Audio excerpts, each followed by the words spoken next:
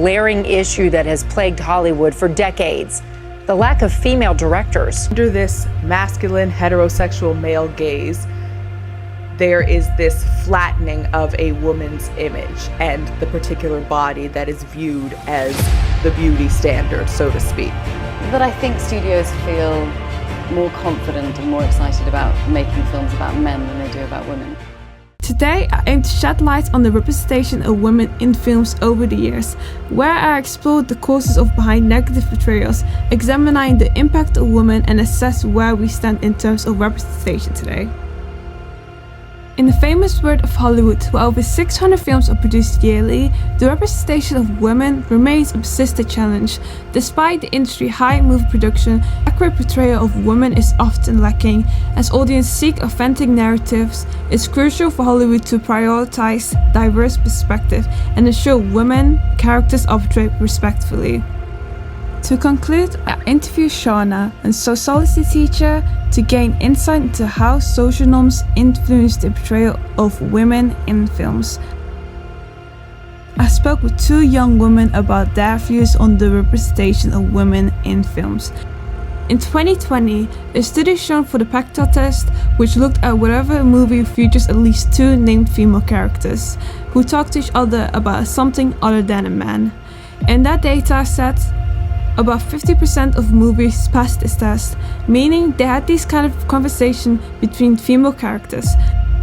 As I said earlier, to further the plot or just to be a love interest for a man, we're seeing female strong protagonists who are in a film, in the story, in their own right, and the story is about them rather than for the benefit of a man. I think that we've also seen a reduction in the sexualization of women.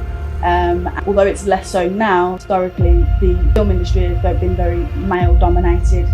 You can see in lots of films, certainly historically, that women were not treated favourably at all, both on set and during actual filming as well.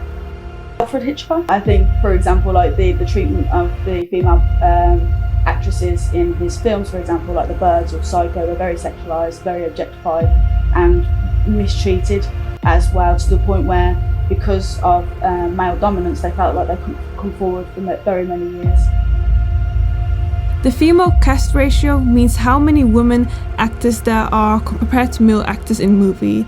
The passage also mentioned that in the 21st century there has been a trend where more movies pass the Bechdel test than those that do not, so it suggests that there has been an increase in movies featuring meaningful interactions between female characters rather than just focusing on male-driven plots. I think that with the increase in women in female directors, I think it's starting to eradicate and also shine a light on the male gaze, particularly the male gaze in films in the past. But it's a good thing for women, and it's a good thing for the film industry, because we're seeing more films that don't fail the Bechdel test. We are seeing more female protagonists. I think a lot of movies that I've watched, women were definitely portrayed as very feminine, quiet, and sort of almost did as they were told by the man. And I feel like that sort of influenced me and pressured me to act that way, because that's how women should be acting in this society. Particularly in Hollywood, where there have been references to like Hollywood fat, for example, but they're size 6s, they're quite slim women, and I think that is essentially teaching women and young girls in particular unrealistic body expectations, and I think it's really detrimental to their self-image, to possibly their mental health as well. In addition to that as well, I think that over the years we have seen stereotypes of women being the caregiver, looking after children, being the homemaker, whilst men go out and they're the breadwinner. I think this is reinforcing these gender stereotypes.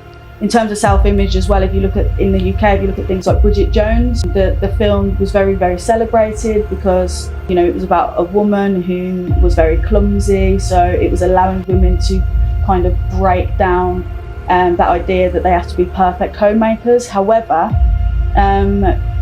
she's constantly being referred to as fat, for example, but She's not at all, and the woman who plays her, Renee Zellweger, wasn't at all either. So even though we have made some progress in addressing issues such as self-image in films, I think it's still perpetuated as well. Movies are getting really better at showing diversity in women, but they still need a lot of improvements, so us stop focusing on women's appearance. In conclusion, while there have been strides in improvement of the representation of women in film, challenges remain.